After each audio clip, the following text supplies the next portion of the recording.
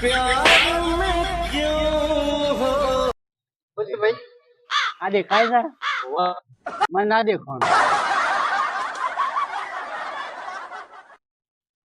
Hello બોલો બોલો સાહેબ.